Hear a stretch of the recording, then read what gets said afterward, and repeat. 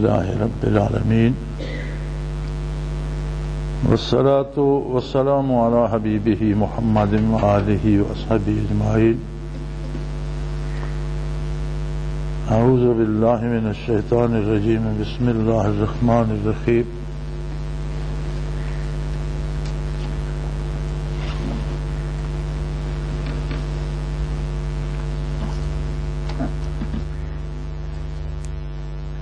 وَإِذْ آتَيْنَا مُوسَى الْكِتَابَ وَالْفُرْقَانَ لَعَلَّكُمْ تَهْتَدُونَ. وَإِذْ قَالَ مُوسَى لِقَوْمِهِ يَا قَوْمِ إِنَّكُمْ ظَلَمْتُمْ أَنفُسَكُمْ بِاتِّخَاذِكُمُ الْعِجْلَ فَتُوبُوا إِلَى بَارِئِكُمْ فَاقْتُلُوا أَنفُسَكُمْ ذَلِكُمْ خَيْرٌ لَكُمْ عِندَ بَارِئِكُمْ فَتَابَ عَلَيْكُمْ إِنَّهُ هُوَ التَّوَّابُ الرَّحِيمُ. وَإِذْ قُلْتُمْ يَا مُوسَى لَن نُّؤْمِنَ لَكَ حَتَّى نَرَى اللَّهَ جَهْرَةً فَأَخَذَتْكُمُ الصَّاعِقَةُ وَأَنْتُمْ تَنظُرُونَ ثُمَّ بَعَثْنَاكُم مِّن بَعْدِ مَوْتِكُمْ لَعَلَّكُمْ تَشْكُرُونَ وَظَلَّلْنَا عَلَيْكُمُ الْغَمَامَ وَأَنزَلْنَا عَلَيْكُمُ الْمَنَّ وَالسَّلْوَىٰ كُلُوا مِن طَيِّبَاتِ مَا رَزَقْنَاكُمْ وَمَا ظَلَمُونَا وَلَٰكِن كَانُوا أَنفُسَهُمْ يَظْلِمُونَ. وَإِذْ قُلْنَا ادْخُلُوا هَٰذِهِ الْقَرْيَةَ فَكُلُوا مِنْهَا حَيْثُ شِئْتُمْ رَغَدًا وَادْخُلُوا الْبَابَ سُجَّدًا وَقُولُوا حِطَّةٌ نَغْفِرْ لَكُمْ خَطَايَاكُمْ وَسَنَزِيدُ الْمُحْسِنِينَ. فَبَدَّلَ الَّذِينَ ظَلَمُوا قَوْلًا غَيْرَ الَّذِي قِيلَ لَهُمْ فَأَنزَلْنَا عَلَى الَّذِينَ ظَلَمُوا رِجْزًا مِّنَ السَّمَاءِ بِمَا كَانُوا يَفْسُقُونَ. اللهم سبحانك لا علم لنا إلا ما علمتنا إنك أنت العليم الحكيم. مولا یا صلی وسلم دائما ابدا علی حبیبک من زانت بہ الاسر.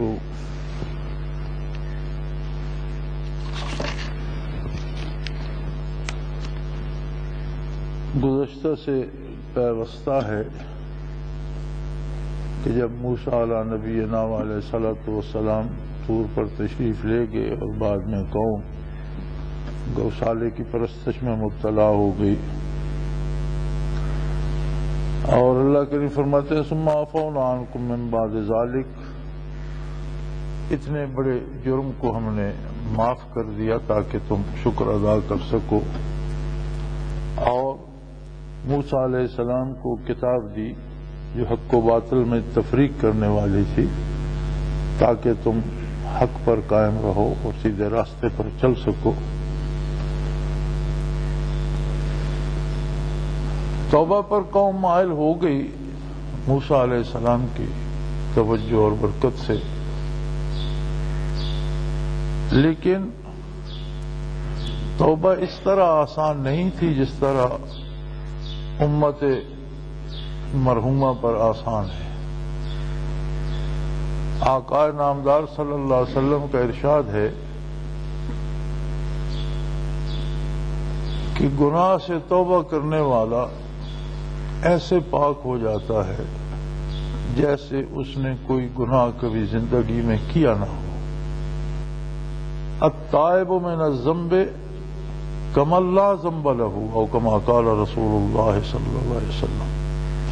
امت مرحومہ پہ اللہ کا یہ احسان ہے جل شانہ کا کہ کسی بھی وقت خلوص دل سے پکے ارادے سے یہ کہہ دے کہ میں جو آج تک کر چکا ہوں، جتنی غلطیاں، جتنے گناہ، جتنے جرائم مجھ سے سرزد ہوئے ہیں، میں ان سب سے تائب ہو کر آئندہ کی زندگی اللہ کی اطاعت پہ گزارنے کا عہد کرتا ہوں. اور توبہ کا مطلب یہ ہے کہ عملاً وہ برائیاں چھوڑ دے اور نیکی اپنا لے. تو حضور اکرم صلی اللہ علیہ وسلم فرماتے ہیں کہ توبہ کرنے والا ایسے پاک صاف ہو جاتا ہے جیسے اس نے کبھی زندگی میں کوئی جرم کیا ہی نہ ہو. توبہ بنی اسرائیل کی بھی موسیٰ علیہ السلام کے زمانے میں بھی قبول ہوئی، لیکن اس قدر آسانیاں نہیں تھیں. وَإِذْ قَالَ مُوسَىٰ لِقَوْمِهِ يَا قَوْمِ إِنَّكُمْ ظَلَمْتُمْ أَنفُسَكُمْ بِاتِّخَاذِكُمُ الْعِجْلَ. جب موسیٰ علیہ السلام نے اپنی قوم سے یہ فرمایا کہ تم نے بچڑے کی پوجا کر کے بہت بڑا ظلم کیا ہے، بڑا نقصان کیا ہے، اپنے آپ کو تباہ کر دیا ہے۔ اب اللہ کریم کی بارگاہ میں، اپنے پروردگار کی، اپنے خالق کی بارگاہ میں توبہ کرو۔ اور توبہ کا یہ حکم ملا اللہ کریم کی طرف سے کہ جس نے بچڑے کو سجدہ کیا ہے وہ اپنی گردن رکھے، اور جس نے سجدہ نہیں کیا وہ اس کی گردن مار دے۔ جو قتل ہو جائے گا اس کی توبہ قبول کر لی جائے گی، اور جو قتل ہونا نہیں چاہتا اس کی توبہ قبول نہیں ہوگی۔ چنانچہ ایسا ہوا، مفسرین کرام لکھتے ہیں کہ انہوں نے بھی اس خلوص سے توبہ کی کہ قتل ہونا قبول کر لیا۔ جنہوں نے سجدہ کیا تھا گوسالے کو وہ اپنی گردنیں جھکا دی انہوں نے، اور جنہوں نے سجدہ نہیں کیا تھا انہوں نے گردنیں مارنا شروع کر دی۔ اب یہ اللہ کریم ہی بہتر جانتا ہے کہ کتنے لوگ قتل ہوئے اور کتنا وقت اس میں لگا، لیکن ایک عجیب عالم تھا کہ کہیں باپ کو بیٹا قتل کرنا پڑ رہا تھا اور کہیں بیٹے کو باپ، کہیں بھائی کو بھائی اور کہیں قریبی عزیز کو دوسرا قریبی عزیز۔ موسیٰ علیہ السلام نے اس طرح سے تقسیم فرما دیا کہ جن لوگوں نے سجدہ نہیں کیا وہ اپنے اپنے ان عزیزوں کی گردنیں ماریں جنہوں نے گوسالے کو سجدہ کیا ہے۔ اللہ کریم کا یہ احسان تھا، اور یہ موسیٰ علیہ نبینا علیہ الصلوۃ والسلام کی توجہ کی برکات تھیں کہ انہیں اتنی مشکل توبہ سے بھی انکار انہوں نے نہیں کیا، اس سے انہیں گزرنا پڑا۔ تو فرمایا جب موسیٰ علیہ السلام نے حکم دیا کہ تم نے بہت ظلم کیا ہے بچڑے کو سجدہ کر کے، اب اپنے پروردگار کے سامنے توبہ کرو، اور توبہ کا طریقہ جو رب العالمین نے بتایا ہے وہ یہ ہے فَاقْتُلُوا أَنفُسَكُمْ، اپنے آپ کو قتل کے لیے پیش کر دو۔ ذالکم خیر لکم عند بارئکم، تمہارے پروردگار کو یہی منظور ہے اور یہی تمہارے لیے بہتر ہے۔ اسلام نے زندگی کا ایک ٹھوس اور یقینی مقصد دیا ہے۔ زندگی کا مقصد یہ نہیں کہ کوئی شخص دولت جمع کر لے یا اقتدار حاصل کر لے یا زیادہ اولاد پال لے یا زیادہ دولت جمع کر لے، یہ ایک راستہ ہے زندہ رہنے کا جس میں یہ ساری چیزیں ضروری ہیں کہ وہ محنت بھی کرتا ہے، دولت بھی کماتا ہے، اللہ کریم دے تو اقتدار میں بھی حصہ لیتا ہے، لیکن یہ ساری چیزیں ایک قاعدے، ایک مقرر شدہ طریقے اور راستے کے مطابق کرتا ہے تب وہ مسلمان ہے۔ اسلام نے زندگی کے کسی کام پر قدغن نہیں لگائی، روکا نہیں ہے، اس کے کرنے کا طریقہ بتایا ہے۔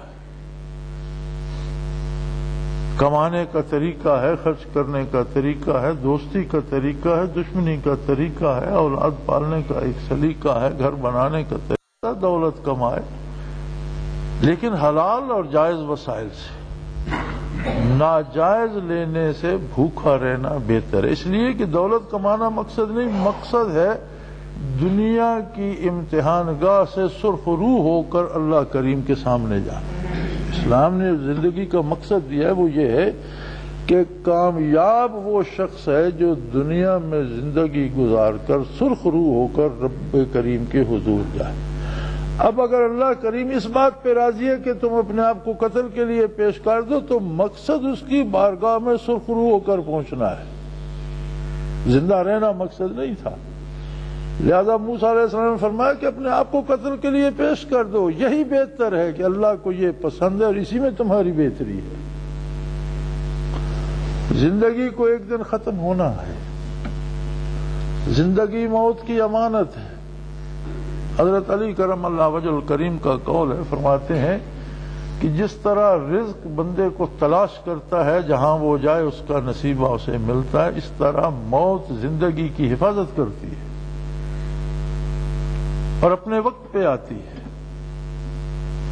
تو زندگی نے تو ختم ہونا ہے، موت نے آنا ہے۔ اگر موت ہی اللہ کی رضا کی شرط ٹھہری تو بسم اللہ، مقصد تو رضا باری کا حصول ہے۔ چنانچہ لوگوں کا قتل عام شروع ہو گیا، اور فرمایا اگر ایسا کرو گے تو وہ تمہاری توبہ قبول فرمائے گا، اس لیے کہ وہ توبہ قبول کرنے والا اور بہت بڑا رحم کرنے والا ہے، اس کی رحمت بے کنار ہے، وہ بہت بڑا رحیم ہے۔ تو یہ سلسلہ کئی روز تک جاری رہا۔ آخر موسیٰ علیہ السلام نے دعا کی، بار الہ، یہ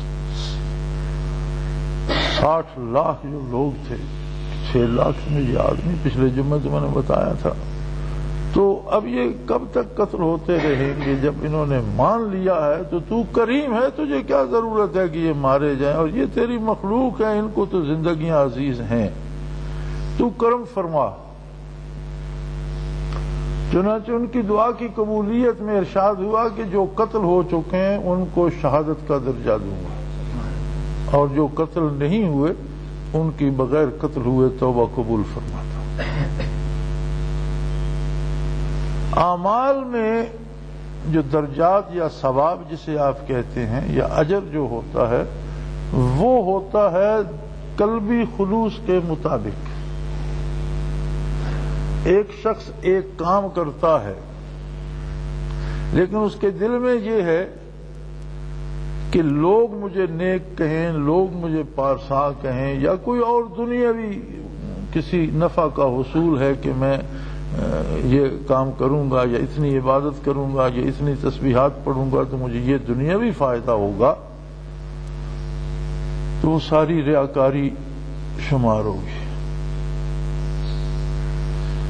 لیکن اگر اس کے دل کے نہاں خانے میں اور دل کی گہرائیوں میں یہ بات ہے کہ میں یہ کام اللہ کی رضا کے لیے کر رہا ہوں، تو اللہ کی رضا کے لیے قتل کرنا بھی اتنا ہی عبادت ہے جتنا سجدے کرنا۔ جہاں اللہ قتل کا حکم دیتا ہے، جہاں جہاد کا حکم آتا ہے، جہاں شرعی طریقے سے اور شرعی شرائط کے ساتھ جہاد کیا جاتا ہے، اس لیے کہ اللہ کریم مجھ سے راضی ہو، تو قتل کرنا بھی عبادت ہے اور قتل ہونا بھی عبادت ہے۔ یجاہدون فی سبیل اللہ یقتلون ویقتلون، اللہ کی راہ میں جہاد کرتے تھے، قتل کرتے بھی تھے، قتل ہوتے بھی تھے۔ زندہ رہنا بھی عبادت ہے، سونا بھی عبادت ہے، جاگنا بھی عبادت ہے، کھانا بھی عبادت ہے، کمانا بھی عبادت ہے، چلنا پھرنا بھی عبادت ہے، دوستی کرنا بھی عبادت ہے، دشمنی بھی عبادت ہے۔ شرط صرف ایک ہے کہ وہ کام اللہ کی رضا کے لیے اور اللہ کے بنائے ہوئے قانون کے مطابق۔ یہ کسی کام پہ قدغن نہیں ہے کہ فلاں شخص جی صرف نفل پڑھتا رہتا ہے اس لیے وہ بہت نیک ہے، بلکہ اس سے زیادہ نیک وہ ہے جو نفلوں کے وقت نفلیں پڑھتا ہے اور کام کے وقت کام کرتا ہے، جہاد کے وقت جہاد کرتا ہے، خرید و فروخت کے وقت خرید و فروخت کرتا ہے، جو عملی زندگی کے جتنے زیادہ کاموں میں حصہ لیتا ہے اور ان کاموں کو اللہ و اللہ کے رسول کے حکم کے مطابق انجام دیتا ہے، تو وہ سارے عبادت بنتے چلے جاتے ہیں۔ صحابہ کرام رضوان اللہ علیہم اجمعین کا طریقہ کار یہ تھا کہ وہ ہر کام اللہ کی رضا کے لیے کرتے تھے۔ چنانچہ قرآن حکیم میں جہاں ان کے اوصاف ارشاد ہوئے، وہاں یہ ارشاد ہوا تراہم رکعاً سجدا، تو نے ہر وقت رکوع اور سجود میں دیکھتا ہے۔ اگر ظاہری الفاظ پہ لیا جائے تو اس کا مطلب ہے کہ صحابہ کرام سوائے رکوع و سجود کے کچھ بھی نہیں کرتے تھے، کیونکہ قرآن فرماتا ہے جب بھی تو انہیں دیکھے گا رکوع و سجود میں دیکھے گا۔ حالانکہ وہ زندگی کے سارے کام کرتے تھے، کاشتکاری کرتے تھے، کھیتی باڑی کرتے تھے، تجارت کرتے تھے، دوستیاں دشمنیاں تھیں، لین دین تھا، اور امور خانہ داری تھے، بچے پالتے تھے، گھر بنا، سارے کام کرتے، لیکن ہر کام میں شرط یہ ہوتی تھی کہ وہ اللہ کی رضا کے لیے کیا جائے اور اللہ کے رسول کے حکم کے مطابق کیا جائے، لہذا سارے ہی رکوع و سجود شمار ہوتے تھے۔ تو مفہوم اس آیہ کریمہ کا یہ نکلے گا کہ تو انہیں کبھی خلاف مرضیات باری کوئی کام کرتے نہیں دیکھے.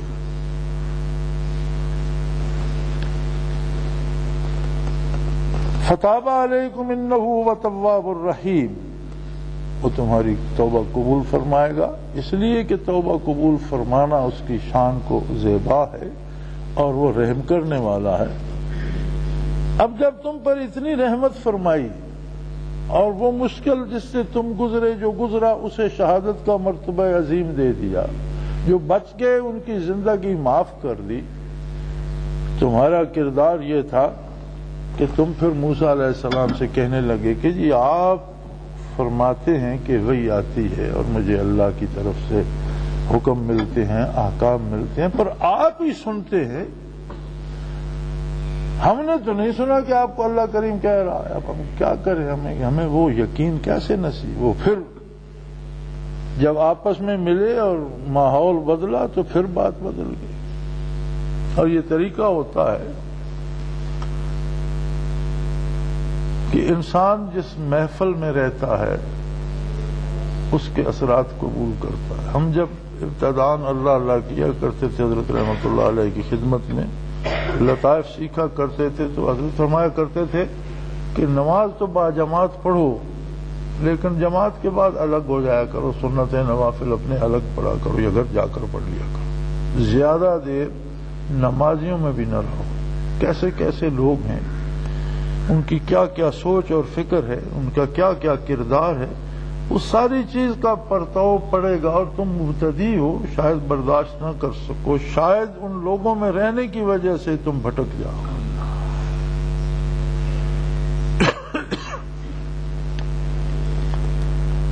تو جب موسیٰ علیہ السلام نے انہیں اس توبہ پہ قائل کر لیا، کتنا انہوں نے اعتماد، کتنا یقین حاصل ہوا، کتنے قرب الہی کے لیے انہوں نے جانیں دے دی. لیکن جب اس مجلس سے، اس صورتحال سے الگ ہوئے تو دل پھر پلٹ گئے. ایسے عجیب المزاج لوگ تھے کہ ایک وقت پورا جان دینے کو تیار ہو گئے اور دوسرے ہی لمحے پھر یہ سوچنے لگ گئے کہ بھئی یہ بتاتے تھے اللہ نے کہا قتل ہو جاؤ، ہم قتل بھی ہو گئے، پھر اس نے کہہ دیا اللہ کہہ رہے قتل نہ ہو، ہم قتل. اب یہ کیا بات ہے، ہم نے تو سنا نہیں اللہ نے کب کہا. تو ایک موسیٰ علیہ السلام ہے، وہ کہتے ہیں میں نے سنا، ہم نے تو نہیں سنا. کوئی تو دوسرا تیسرا، کوئی ہمارے بزرگ، کوئی ہمارے سفید پوش، کوئی ہمارے لیڈر، کوئی تو سنتا.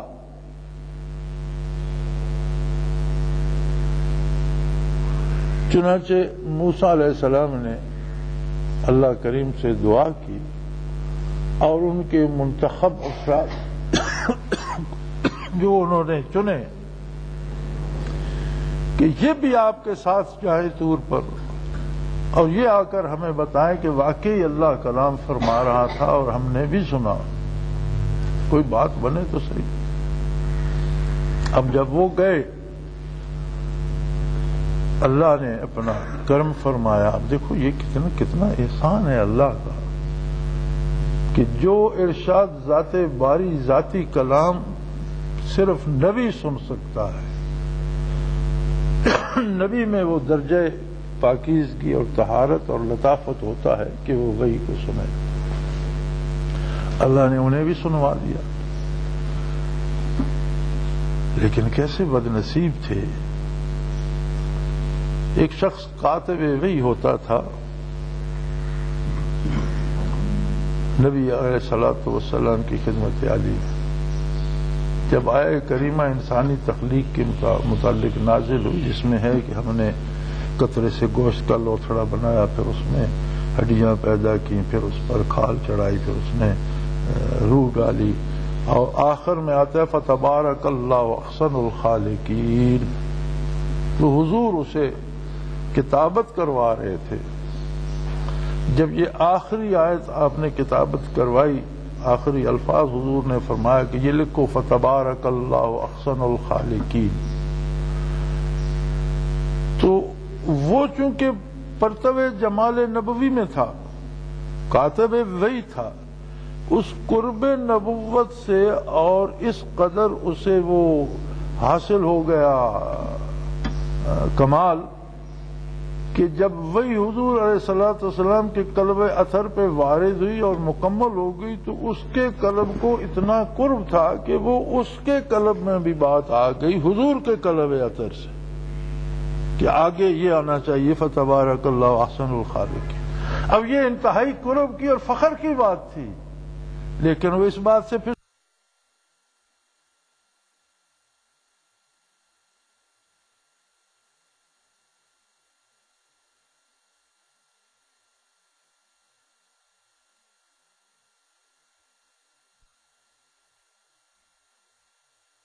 سوچ کر لکھوا رہے ہیں۔ یہ تو میرے دل میں بھی آ گیا تھا کہ آگے فتبارک اللہ احسن الخالقین لکھے۔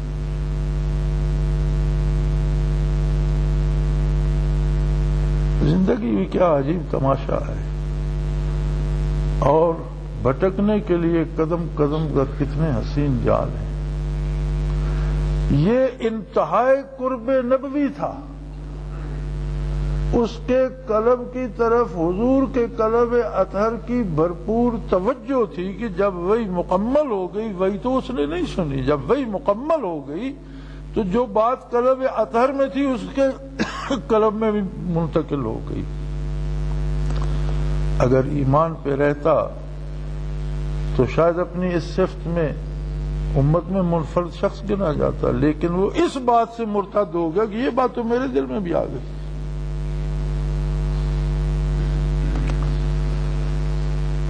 میں ایک دفعہ یہاں ذکر کر رہا تھا تو روٹین میں ہم روز جو ذکر کرتے تھے صبح شام دن رات چلتا رہتا تھا۔ الحمدللہ ہمارا ایک اپنا انداز تھا، اللہ کا یہ احسان تھا کہ میں نے گھڑی سے منٹوں کی سوئی نکال دی تھی، صرف ہم گھنٹے گنا کرتے تھے کہ کتنے گھنٹے لطائف کیے، منٹ شمار ہی نہ، گھنٹے سے گھنٹے تک بات۔ اور الحمدللہ سحری کا ذکر میں عموماً 4 گھنٹے کیا کرتا تھا، تہجد کے بعد فجر کی نماز تک 4 گھنٹے وقت رکھتے تھے۔ یہاں معمولات کرتے کرتے مراقبات سے سالک المجذوبی تک میں ایک دن اکیلا تھا، ڈیرے پر مراقبات کر رہا تھا۔ مجھے ایک عجیب سی کیفیت محسوس ہوئی کہ میں عادیت پہ بھی ہوں، معیت پہ بھی ہوں، اقرب یہ سالک المجذوبی تک ہر مقام پہ میں کھڑا ہوں، بیت اللہ شریف میں بھی ہوں، بارگاہ رسالت میں بھی ہوں۔ تو میں پریشان ہو گیا کہ یہ کوئی مجھے دھوکہ لگ رہا ہے یا یہ کوئی عجیب بات ہے، یہ تو کبھی ایسا نہیں ہوا پہلے۔ تو اگلی روز شاید میں یہ پہلی دفعہ بات زبان سے نکال رہا ہوں، شاید کیا یقیناً آج تک کسی سے بات نہیں کی میں، پہلی دفعہ زبان پہ آ گئی۔ میں صبح یہاں سے نکل گیا، حضرت رحمۃ اللہ کی خدمت میں پہنچا، پریشان تھا بڑا۔ تو فرمایا کیا بات ہے؟ میں نے ڈرتے ڈرتے بجایا کہ حضرت مجھے اس طرح محسوس ہے، میں پریشان ہو گیا ہوں کہ مجھے شیطان دھوکہ دے رہا ہے، کہ مجھے غلطی لگ رہی ہے، مشاہدے نہیں کیا۔ تو آپ بڑے ہم سے فرمانے لگے کہ پرسوں مجھے یہ قوت اور سعادت نصیب ہوئی ہے کہ میری روح ہر مقام پر ہوتی ہے۔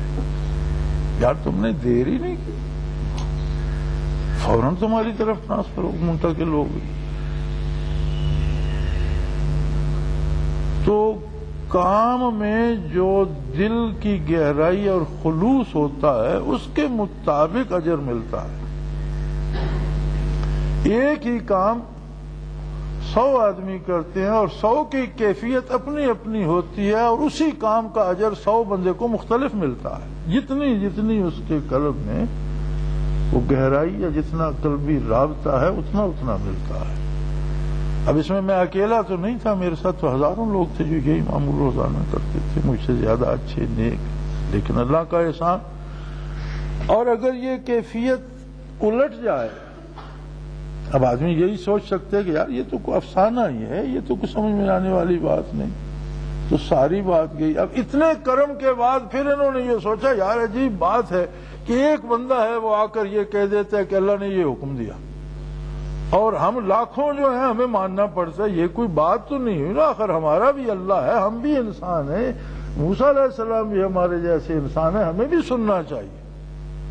چنانچہ ساتھ گئے،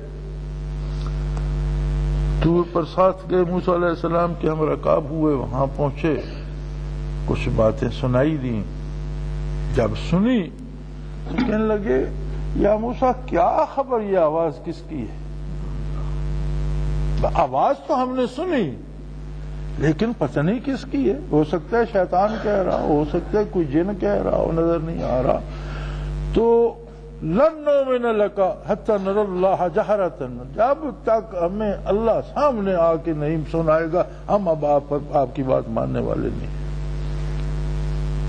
کیسے بد نصیب اور بدبخت تھے کہ کہنے لگے بات تو سنی، پتہ نہیں کوئی جن آواز دے رہا ہے، کوئی شیطان کہہ رہا ہے، نظر نہیں آ رہا، نظر نہ آنے والا کون ہے یہ تو پتہ نہیں چلتا۔ لن نؤمن لک، ہم اب آپ کی بات نہیں ماننے والے حتی نری اللہ جہرۃ، جب تک اللہ کو روبرو نہ دیکھے۔ اب یہ اتنی بڑی گستاخی تھی کہ موسیٰ علیہ نبینا نے عذرائے محبت عرض کی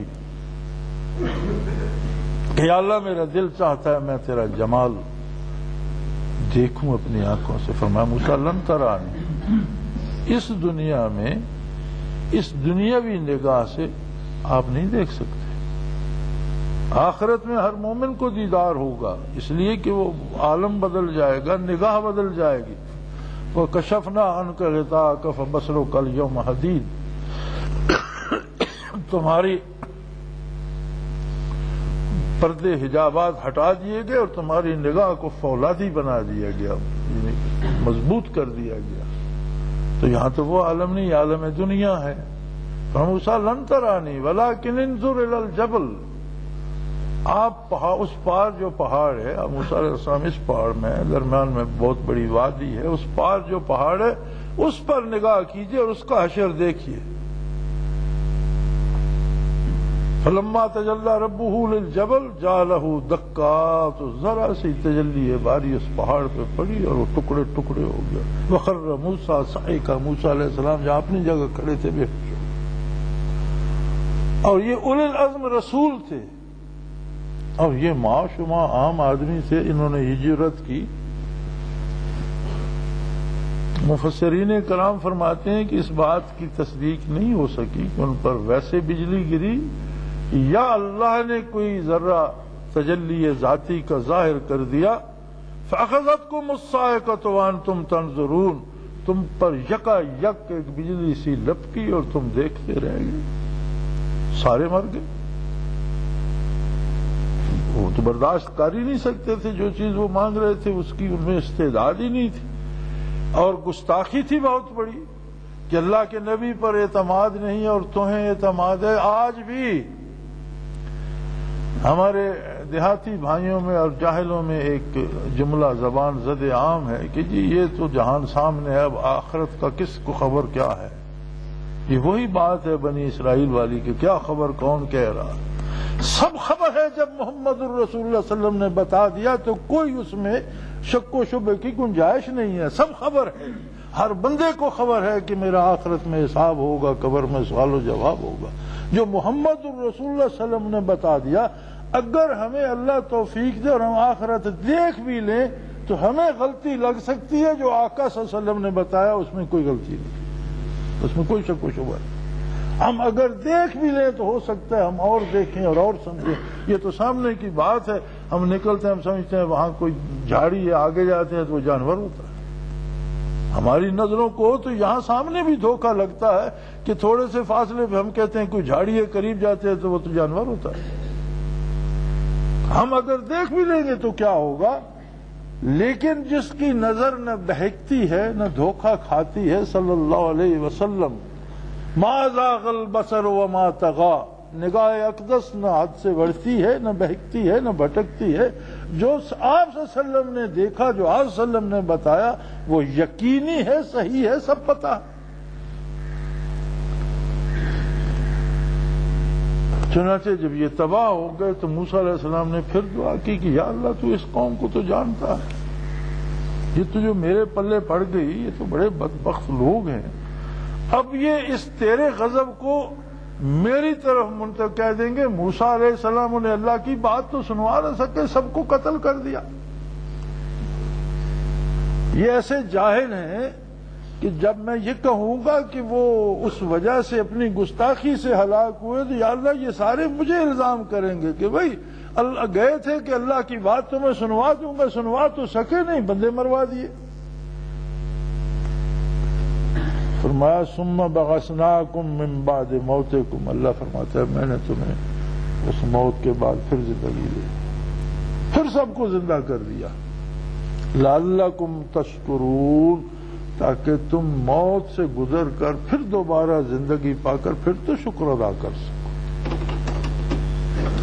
اب یہ سوال کہ موت اپنے وقت پر آتی ہے اور موت آئے تو پھر زندگی نہیں ہوتی، لوٹائی نہیں جاتی، یہ موت ان کی وہ قضاء مبرم نہیں تھی، ان کی موت کا وقت وہ نہیں تھا، موت کا وقت وہ تھا جب بقیہ زندگی پوری کر کے مرے، یہ قضاء معلق تھی۔ ہینگنگ ڈیسیژنز جو ہوتے ہیں کہ کسی کردار کی وجہ سے اس پر سزا مسلط، ان کی اس گستاخی کی وجہ سے بطور سزا ان پر موت مسلط کر دی گئی۔ موسیٰ علیہ السلام نے دعا فرمائی، وہ گستاخی معاف ہو گئی اور اللہ نے زندگی بھی لوٹا دی نبی کی دعا کے بعد۔ ثم بعثناکم من بعد موتکم لعلکم تشکرون، تاکہ تم شکر ادا کرو، تمہیں پھر فرصت مل جائے اور اس سارے واقعے سے گزر کر تم اپنی قوم کو بھی اللہ کی عظمت کے پیام ادا کر سکو اور خود بھی اس کی عظمت کے گیت گاؤ۔ پھر جب تمہیں صحرا میں بھٹکنا پڑا، واقعہ یہ ہوا، آگے آ رہا ہے کہ اللہ کریم نے فرمایا دعا کریں موسیٰ علیہ السلام ہمیں کوئی گھر مل جائے، ہمارا کوئی گھر نہیں ہے، ہمیں کوئی جگہ مل جائے جہاں کوئی کھانے پینے کو ہو، جہاں کوئی رہنے کی آسائشیں ہوں، کوئی بستر چارپائی ہو، کوئی کھانے پکانے کا انتظام ہو، برتن ہوں، یہ وہ ہو تو ہمیں کوئی مل جائے۔ اللہ کریم نے فرمایا کہ فلاں شہر میں داخل ہو جاؤ، لیکن توبہ کرتے ہوئے جانا۔ اس میں بھی گستاخی کی۔ اس کے بعد پھر فرمایا کہ اب فلاں شہر میں جاؤ اور جو لوگ وہاں ہیں اب ان کو لڑ کر نکال دو۔ پہلے مفت تھا کہ تم جاؤ شہر خالی ہو جائے گا، تم جاؤ گے شہر خالی ہو جائے گا، کھاؤ پیو رہو۔ جب اس سے بھی گزرے، حکم اور تھا، انہوں نے کچھ اور عمل کیا، اب فرمایا اب فلاں شہر میں جاؤ لیکن تمہیں فتح ہوگی، مقابلہ کرنا پڑے گا، لڑنا پڑے گا، فتح کرنا پڑے گا، فتح کی گارنٹی ہے تمہاری، تمہیں فتح ہوگی۔ کہنے لگے بھئی ہم سے یہ کام نہیں ہوگا، ہم نہیں لڑیں گے۔ فَاذْهَبْ أَنْتَ وَرَبُّكَ فَقَاتِلَا، موسیٰ آپ جائیں اور آپ کا رب اور دونوں لڑو، جب شہر فتح ہو گیا تو ہمیں بتا دینا، ہم سے تو یہ کام ہونے کا نہیں ہے۔ اللہ کریم نے بطور سزا ایک صحرا کی وادی میں بھٹکا دیا اور 40 برس اس وادی میں بھٹکتے رہے، سارا دن چلتے، ساری رات چلتے، کیمپ لگاتے، جب سو کر اٹھتے تو پھر اسی جگہ گھوم پھر کر آئے ہوئے ہوتے تھے۔ 40 برس اس طرح گزر گئے، لیکن وہ کیسا کریم ہے کہ موسیٰ علیہ السلام نے دعا کی بار الہ اگر انہیں تو راستہ نہیں دیتا تو ان کا کوئی انتظام فرما، یہ تو ہلاک ہو جائیں گے، تباہ ہو جائیں گے، بھوک سے ہی مر جائیں گے، صحرا میں پیاس سے مر جائیں گے۔ فرمایا ظللنا علیکم الغمام، ہم نے تم پر بادلوں کا سائبان تان دیا، جب بھی ذرا گرمی ہوتی بادل آ جاتے، جب ذرا تمازت ہوتی، جب ذرا برداشت سے گرمی بڑھتی ان پر بادل سایہ کر لیتا اور ٹھنڈی ہوائیں چلنا شروع ہو جاتی، اور ان کے کھانے پینے کے لیے میٹھا بھی اور نمکین بھی دونوں قسم کا کھانا اللہ نے بنایا بھیجنا شروع کر دیا۔ محسرین کرام لکھتے ہیں، مختلف آراء ہیں، بعض لکھتے ہیں کہ پکے پکائے کھانے آتے تھے، بعض فرماتے ہیں کہ میٹھا تو ایک قسم کا، وہاں زیتون کے درخت عام تھے اور ان پر ایک شیرینی سی جم جاتی تھی، یہ اتار لیتے اور کھا لیتے۔ تو ہمارے اس علاقے میں بھی جنگلی زیتون ہیں، اللہ کی ایسی شان ہے کہ ان میں بھی ایک موسم میں ان پر بھی سفید سفید تارے، جس طرح یہ بچوں کو بنا کر دیتے ہیں سفید چینی کے لچھے سے، اس طرح کی تاریں ان پر لپٹتی جاتی ہیں اس موسم میں، اور کبھی وہ اتار کر کھائی جائیں تو بہت لذیذ ہوتی ہے۔ تو میں نے کئی دفعہ اس کا تجربہ کیا ہے جنگل میں پھرتے ہوئے. ایک موسم میں ان پر چھوٹے چھوٹے پتوں کے درمیان وہ سفید ستاریں اس طرح لپٹی ہوتی ہیں, انہیں اس طرح سے اتار لیں تو کھائیں تو وہ یہ دنیا کی شکر نہیں ہوتی اور نہ چینی ہوتی ہے, بہت ہی لذیذ چیز ہوتی ہے. ان پر اس طرح کا کوئی بھیج دیا کہ وہ جتنا انہیں چاہیے تھا اس سے زیادہ اس پہ لپٹ جاتا, اور کوئی چھوٹے چھوٹے پرندے بھیج دیے جو پھرتے رہتے تھے, جب پکڑتے چاہتے انہیں ذبح کرتے, بھون کر کھا لیتے.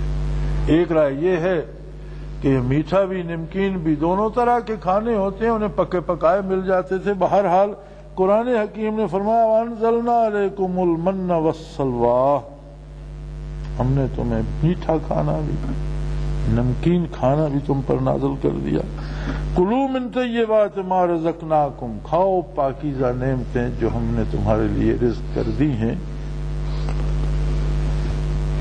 لیکن اس پر بھی شکر ادا نہ کر سکے, پھر اس پر بھی اپنی بات سے پلٹ گئے کہ موسیٰ یہ کیا ہے, صبح شام گوشت حلوہ کھاؤ بھئی, کوئی نمک ہوتا, کوئی پیاز ہوتے, کوئی تھوم ہوتا, کوئی لہسن ہوتے, کوئی دال ہوتی, یہ کیا مصیبت ہے ہمارے لیے کہ حلوہ کھاؤ گوشت کھاؤ, صبح شام گوشت کھاؤ حلوہ کھاؤ. یار ہم تو پھنس گئے. اللہ کریم فرماتے ہیں وما ظلمونا, انہوں نے ہمارے ساتھ زیادتی نہیں کی, ولیکن کانوا انفسہم یظلمون, جتنی بدعہدیاں کرتے تھے وہ ظلم اپنی جان کے ساتھ کرتے تھے. اللہ کریم کا تو کچھ نہیں بگڑا, جب بھی ایک بات پہ قائم ہوتے پھر بدعہدی کرتے تو یہ اپنے آپ کے ساتھ ظلم کرتے تھے. ہوتا یہ ہے کہ جو نعمت من جانب اللہ نصیب ہو اس پہ اللہ کا شکر ادا کرنا چاہیے, اور کوشش ضرور کی جا سکتی ہے اپنی پسند کے لیے, لیکن نتیجہ اس کی طرف ہے جو وہ عطا کرتا ہے وہ ہمارے لیے بہتر ہوتا ہے. زندگی کے دو اصول ہیں, ایک ہے اصول تجویز کہ بندہ خود بیٹھ کر ایک پروگرام بنائے کہ میرے لیے یہ ہونا چاہیے, یہ ہونا چاہیے, یہ ہونا چاہیے, اور اس پر بضد ہو کہ جو میں نے پروگرام بنایا یہی مکمل ہو. اسے کہتے ہیں اصول تجویز. اب تقریباً ہر بندہ الا ماشاء اللہ سوائے اللہ کے مقرب بندوں کے ہر بندہ اسی اصول تجویز پہ جی رہا ہے, اپنے لیے پسند کرتا ہے مجھے یہ ملنا چاہیے, یہ ملنا چاہیے, یہ پھر اگر ان میں سے کوئی چیز نہ ملے تو پھر اللہ کریم پہ ناراض ہوتا ہے اور شکوے لیے پھرتا ہوتا ہے. دوسرا اصول ہے زندگی کا اصول تفویض, یعنی کسی کے سپرد کر دینا, اللہ کے دستے قدرت کے سپرد کر دینا زندگی کو. اس میں بھی یہ نہیں کہ بندہ ہاتھ پاؤں چھوڑ کے بیٹھ جاتا ہے, اپنے لیے چیزیں منتخب کرتا ہے, پسند کرتا ہے, ان کے حصول کے لیے کوشش کرتا ہے, لیکن جو چاہتا ہے وہ نہیں ملی, کچھ اور مل گیا تو اس پہ اللہ کا شکر ادا کرتا ہے کہ حقیقی فیصلہ اللہ کا ہے کہ وہ مجھے کیا عطا فرماتا ہے. اور بالکل اس طرح ہوتا ہے جیسے بچہ ایک چمکدار چھری لیتا ہے اور ماں اس کے ہاتھ سے لے لیتی ہے, چھری کی بجائے اسے کوئی بے ضرر سی چیز دے دیتی ہے چمکدار کہ اس سے کھیلو, چھری سے کہ اپنا ہاتھ پاؤں کاٹ لے گا. اللہ کریم جو تبدیلی فرماتے ہیں وہ بالکل ایسی ہوتی ہے کہ جو ہم اپنے لیے سوچ رہے ہیں ہمارے لیے مضر ہے, جو وہ عطا کرتا ہے وہ ہمارے لیے دنیاوی طور پر بھی فائدے میں ہے. اگر یہ بات سمجھ میں آ جائے تو زندگی آسان ہو جاتی ہے, کوئی صدمہ نہیں رہتا, کوئی دکھ نہیں رہتا کہ جو ملا وہی میرے لیے بہتر تھا, جو نہیں ملا وہ میرے لیے بہتر نہیں تھا.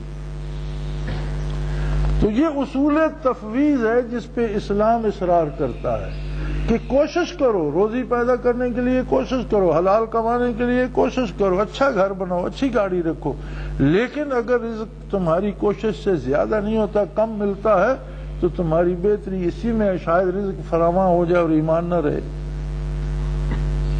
یہ تو اللہ بہتر جانتا ہے نا کہ کس کام کا کیا نتیجہ ہوگا, تو جو وہ دیتا ہے وہی تمہارے لیے موزوں اور بہتر ہے.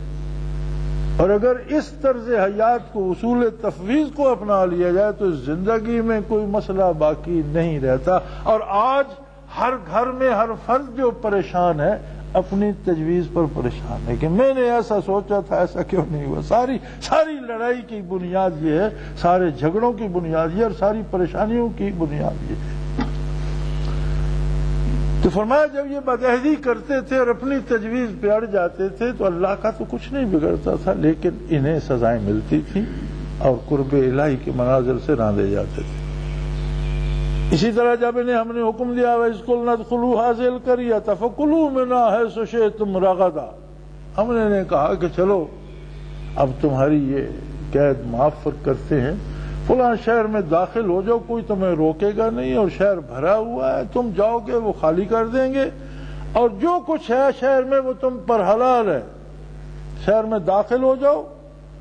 فَكُلُوا مِنْهَا حَيْثُ شِئْتُمْ، جہاں سے اور جو چاہو کھاؤ پیو، وہ سارا شہر تم پر حلال ہے، لیکن ایک بات ہے، تمہیں میں عطا کر رہا ہوں، تم نے اس کے لیے محنت نہیں کی، لہذا جب شہر کے صدر دروازے سے داخل ہو تو جھک کر گزرنا، اور وَقُولُوا حِطَّةٌ وَادْخُلُوا الْبَابَ سُجَّدًا وَقُولُوا حِطَّةٌ، اور اللہ کی بارگاہ میں توبہ کرتے ہوئے گزرنا کہ جو کچھ ہم گستاخیاں غلطیاں کر چکے ہیں اللہ اس سے ہم توبہ کرتے ہیں، اور سر جھکا کر سجدہ ریز ہو کر وہاں سے گزرنا۔